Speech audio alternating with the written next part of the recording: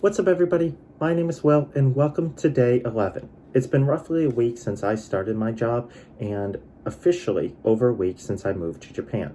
I did plan on making this video much sooner, but time kind of got away from me, and I got significantly busier than I thought and planned on. So here I am, finally, officially talking about entry procedures.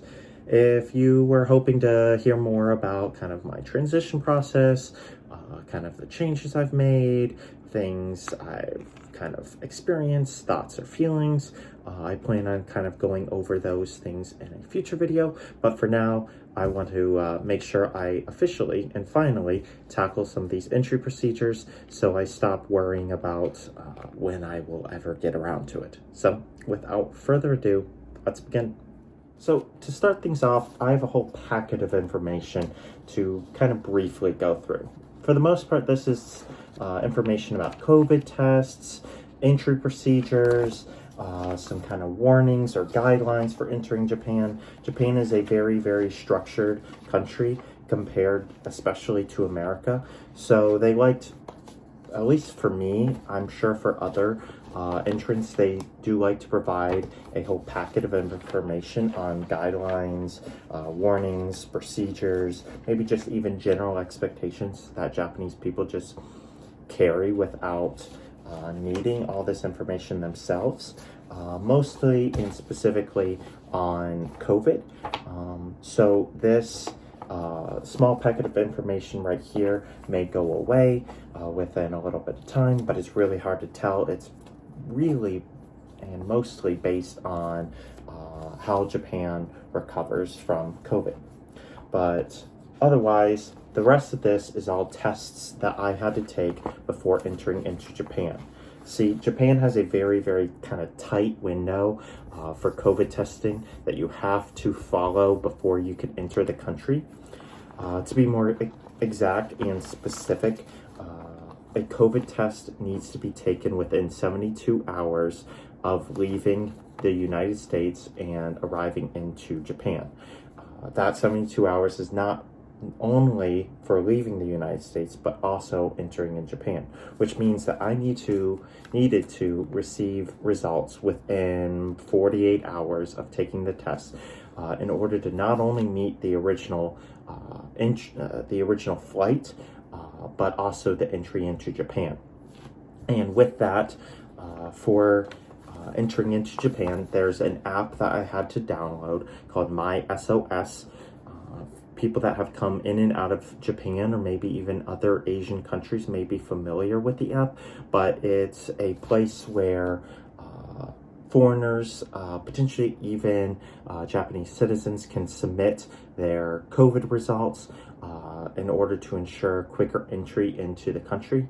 Without the app and submitting these COVID tests there, the entry procedures can take up to twice as long. I've heard some people even will get stuck in the airport about 6 hours, where with the app and all my submitted information, it didn't even really take me half an hour. In fact, my entrance this time into Japan was significantly quicker than last time without any worry for COVID or any other quarantining or diseases, because this was all back in 2019, so COVID wasn't a issue between the United States and Japan quite yet, but now it is. However, I've heard that these procedures have gotten significantly shorter and easier in the past couple months as they've somewhat been perfected, but still many pieces of the puzzle are still there. But needless to say, because of that small 72-hour window for taking that test and receiving those results, not only for the flight to Japan, but also entry into Japan, I had to take a couple different tests just to make sure I met that window. My original test was from a Walgreens, which at this point I now am not personally going to recommend, seeing as its results did not receive me in a quick enough time frame.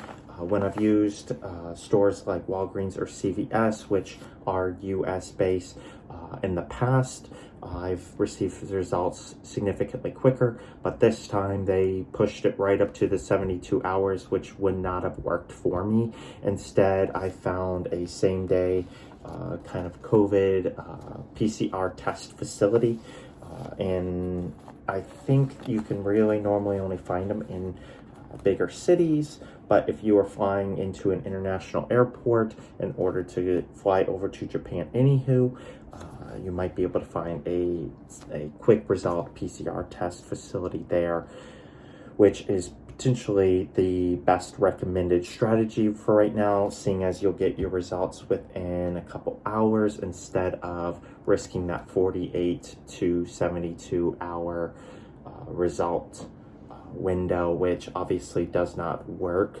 for arriving in Japan. I would have to get the results before even leaving the States, which if I'm receiving them after 72 hours of taking my test, that time and those numbers just don't match up. So I would definitely recommend going for a safer route where you know you're going to get results back faster.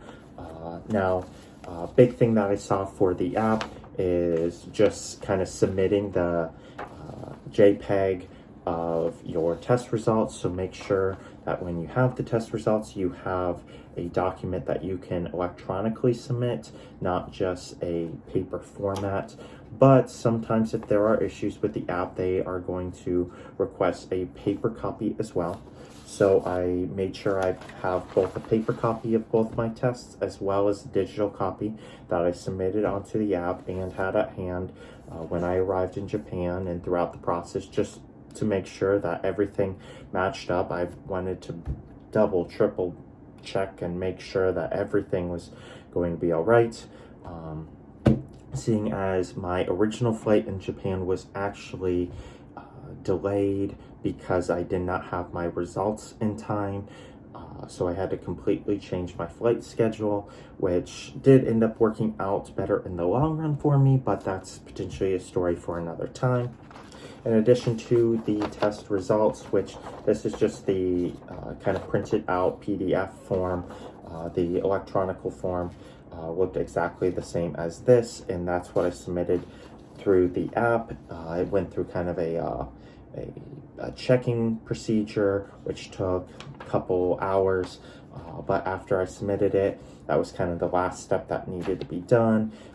My app changed from red, which meant that none of the process was done, and if I showed that when I arrived in Japan, they would have said, no, we need to see more information. Then I believe it turns yellow, which is kind of like in the middle, meaning that some of your process is done, but not all of it. But once you have submitted your PCR test form and it's been approved, your app will turn to blue, which was super quick, super easy. Once I got into Japan and when I was boarding my flight to Japan, all I had to do was show my app.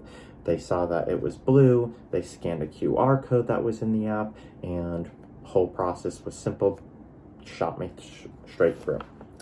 In addition, I have a form here. I have a couple different copies from a couple different times and from the two different PCR tests I took.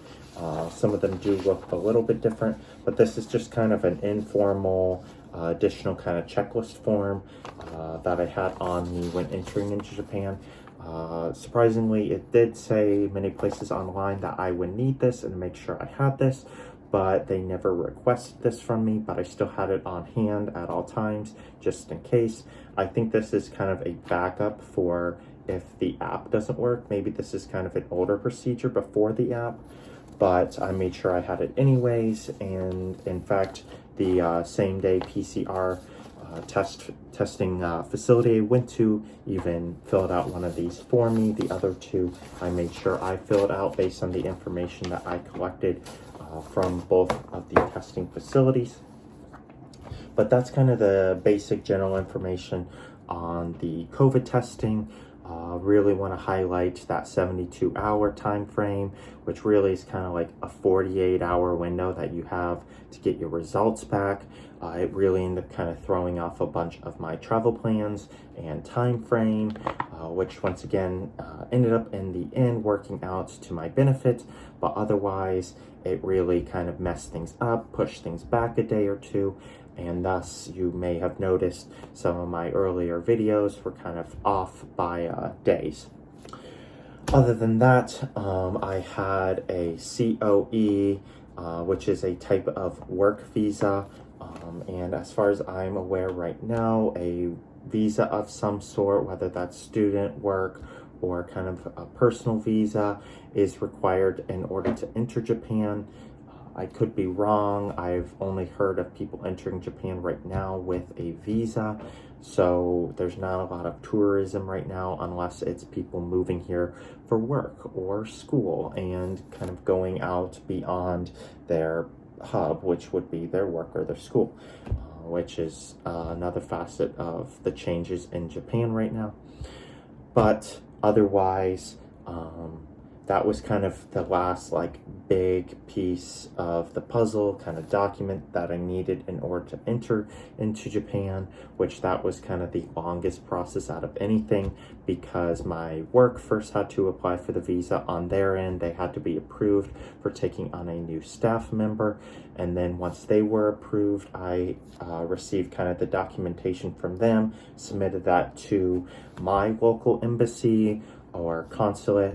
I think it's kind of a synonymous term there, but I've used the words interchangeably with friends or family before, so I'm not entirely sure which one I did it through, seeing as I've seen both terminology used for the facility I submitted it through. But once I submitted my documents there, I made sure I kind of mailed it in and then had it mailed back to me. Making an appointment was a extremely difficult process if I wanted to go in person. Instead, they kind of told me over the phone it would be best to just kind of overnight ship it into the facility and then have overnight shipping for the return label as well, so that they kind of got the message that I needed this on short notice. But if you are submitting a request for a visa with enough time frame out, typically the visa application process can take up to 2 weeks. So that's a good thing to keep in mind. If you only have a few days, I would recommend trying to call the embassy or the consulate, whichever one is the facility that you're using, and see if that same process works for you as it worked for me. But other than that, I didn't necessarily receive or require a lot of other forms to enter into the country.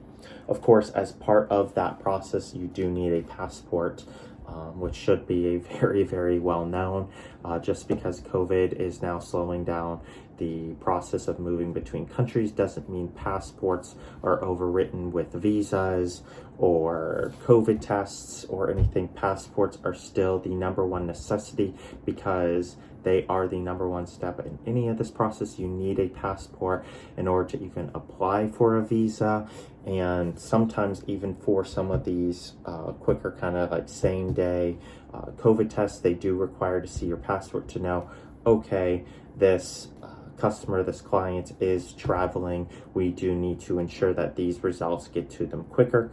It's just kind of an additional piece of evidence or documentation to show different parts of this process that you need to speed up this process, or even just the initial piece that you need in order to apply for anything. But that shouldn't come as any surprise to anybody. An additional thing I applied for and got was an international driving permit.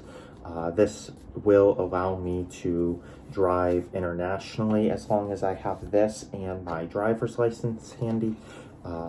So this does not mean I don't need my driver's license. It instead basically tells anybody that I have permission and I have been approved to drive internationally. Of course, I still have to get used to driving on roads, especially because I'm driving on the opposite side of the car and the opposite side of the road.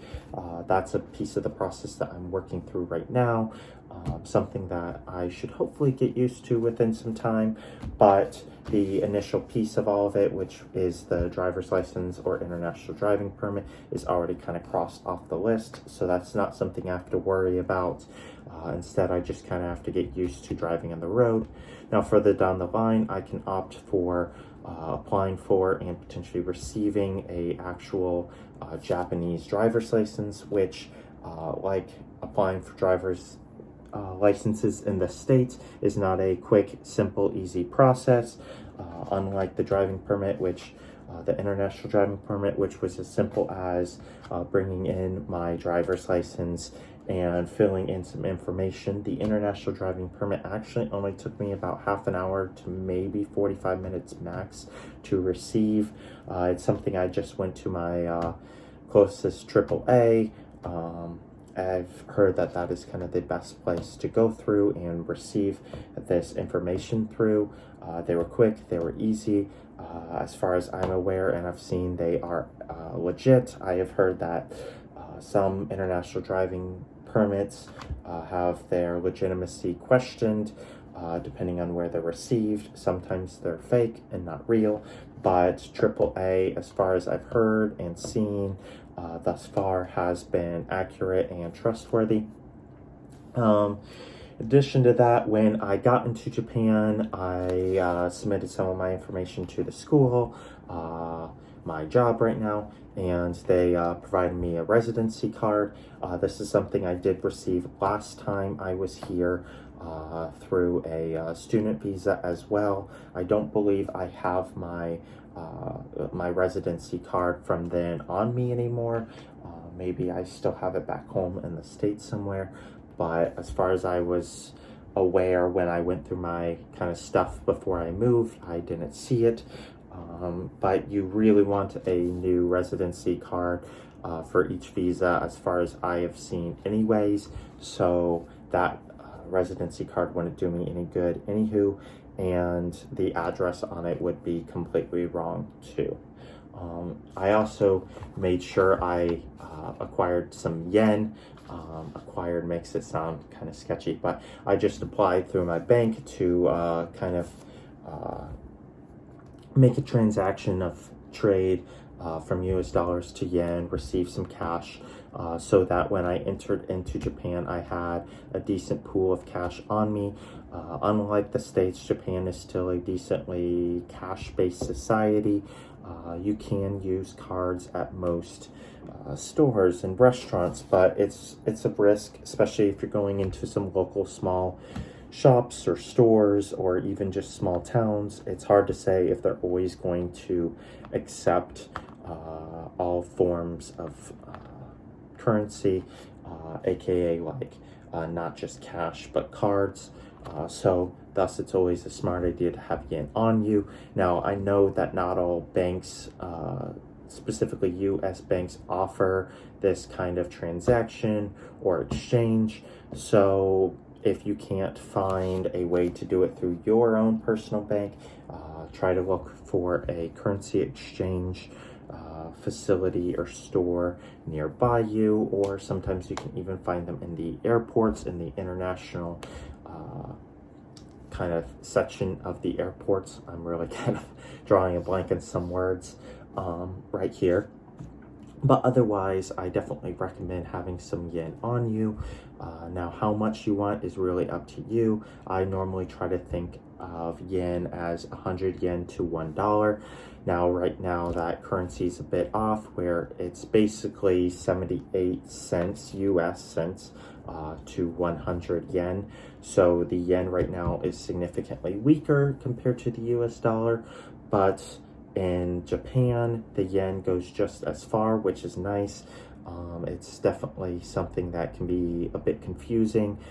It's easy to look at some prices and think, oh, that's like nothing. I can easily afford that. but if you think about it in US dollars wise, it's even better. So my recommendation is to definitely exchange or kind of even hold on to your US currency instead of just exchanging it all for yen now. But it also wouldn't be the worst of ideas because the yen is probably only going to get stronger as time goes on, because it is going to go back up to what it was if expectations are going to become reality. But the hard part is trying to exchange yen back into the US dollar. So if you are exchanging more yen than what you need, you might not receive as much back as you think you will. The whole exchange process right now is a bit confusing, but despite all of that, weak or stronger, I still try to translate it all as 100 yen to $1 in my head. So if I see a $3,900 or 3,900 yen item, I know that's about 39 to 40 bucks in the United States. Yen does have cents and stuff all involved as well, but for the most part, I try to just kind of use kind of like the dollar amount. So this 1,000 yen bill is about $10, and I try to stick with that. And kind of my own personal strategy is to use my change in vending machines rather than at the counter when I'm trying to pay for food or items for my apartment, because then I'm digging through a little coin pouch and holding up a line, and it's just my own personal kind of strategy, because I don't really like holding up the line and potentially making people a little upset or frustrated. I want to be as quick as possible. So if I know I don't have the cents I need right there, quick and easily accessible to me, I just kind of try to stick to the larger amounts. Normally the smallest you will see is the 10,000 yen bill. In fact, I don't know if I've seen smaller. The 500 yen is a coin and the 100 yen is a coin. Those are very handy to hold on to, but I don't know if you can receive those normally through a bank. So potentially the smallest currency amount that you'd be able to receive is a $10 bill, aka $1,000 yen. So if you do exchange for yen, don't get concerned on money amounts. Japan is also super understanding of receiving larger bill amounts, seeing as there is so much coin in their currency system that sometimes it is hard to always be digging out coins. So most stores completely understand if you are giving them a dollar bill that is a lot higher than what you are being charged. Otherwise, I think that's kind of the majority of the information I have to go over. That might be a brief overview. Maybe that's a little more specific that I needed to get. This is already somewhat running longer than any of the videos I made thus far. But kind of as a final note before I wrap up this video, I am approaching a summer vacation. I know super soon after I just moved over here, but that's kind of par for the course for moving over here at a bit of an odd time. Work schedule wise, normally for my job, teachers kind of move over either during September or January, February sometime. And that's whether they're going to be a kind of a sub or if they are going to take over a class. But we have a couple teachers that are kind of moving on earlier, so that's why I'm here at a kind of an odd time. I maybe can cover that in more detail at a later date, but otherwise this kind of wraps up some of the final information I had to go over of the entry process into Japan. But at this point, this is kind of running on and on. So to wrap up the thought from earlier, I have a summer break coming up, which I plan to make a few more videos on. That should be in about a week, maybe a week and a half's time. Not certain on the dates right now. I don't have a calendar right in front of me, but I'm planning on making some more videos then, and my content might be a little different then. Not sure if I'm taking the direction of talking about the experiences I'm going through, or maybe just talking about some stuff that I really kind of want to get off my chest, somewhat like rants about Japan and some things that bug me, but that list is extremely short right now, so I might have to dig into some of my worries or annoyances from the last time around and kind of comment on how I faced those this time and what are my thoughts about those this time, and have they really bugged me or bothered me yet. But of course, this is only 11 days in, so not really too far into the process yet. Haven't really felt homesick at all.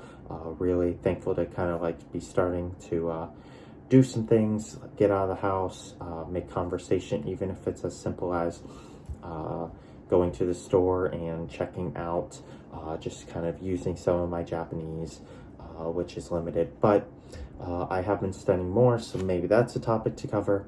I don't know. There's a lot of things that I want to talk about, and what I'm trying to say here is I think I'm going to try to cover a lot of those little things that I have kind of brewing in my head right now over that summer break that I have coming up. But of course, I need to see kind of what my time scale is. I might have some other stuff going on during that break. It's hard to say right now. But otherwise, this isn't the end of the information I have to cover, despite kind of being the end of some of the stuff I had talked about covering in previous videos, but there's plenty more to talk about. So if anybody has things they want to hear me kind of talk about or discuss, maybe for me personally, maybe people want to see a little bit more of kind of the changes that I've made to the apartment, or just some basic information, I'm perfectly willing to kind of cover whatever right now. I know I'm still kind of new to this whole process, so I can easily go on rants and ramblings, but I'm gonna wrap it up there because I think that's kind of the majority of the information I wanted to cover today. I hope to see you all again in a couple days, maybe a week. We'll have to see when I make my next video. But thank you all for watching. It means a lot to have you all around. If this is your first time, thanks. If this is your 5th video, amazing. Thanks for sticking around. Hope you keep at it. If you're friends or family, thanks for supporting me. If you're completely new to this process, thanks for supporting me. But without further ado, thank y'all, and I hope y'all have a great day.